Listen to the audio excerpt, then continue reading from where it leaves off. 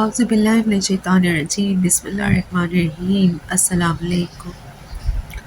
ایک بات کبھی غور کی ہے، جب ہمارے جسم کو کوئی تکلیف ہوتی ہے، جیسے ہاتھ زخمی ہوا ہو تو تکلیف اتنی ہوئی کہ انسان کی روح تک جھنجھوڑ دی گئی۔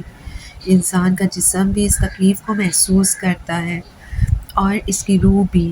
ایسے ہی جب قبر کے اندر اگر خدا نہ خواستہ انسان کے اعمال گناہوں سے اتنے بھرے تھے کہ علیین اور سجین یعنی قبر میں سوال کرنے والے فرشتے جب آتے ہیں اور انسان اگر ان کا صحیح جواب نہیں دے پاتا تو انسان کو اتنی زور سے ہتھوڑے کو مارتے ہیں کہ انسانوں کے علاوہ چرند پرند بھی اس چیخ کو سن لیتے ہیں، اور انسان کی چیخ اتنی خوفناک اور زیادہ ہوتی ہے کہ ساتویں آسمان تک جاتی ہے۔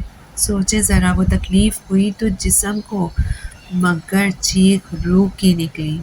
روح ہی تو اصل ہے، روح انسان کی اصل ہے جو عالم برزخ میں رہے گی۔ بس سوچیں، کیا آپ اور میں اس وقت کی تکلیف کو برداشت کر سکیں گے؟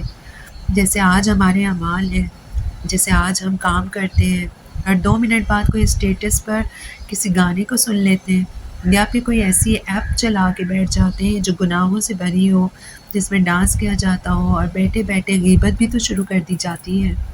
پھر آج ایک دفعہ خود سے پوچھیں اپنی روح سے، کیا وہ یہ سب کرنا چاہتی ہے جو ہمارا نفس ہمارے جسم سے کرواتا ہے؟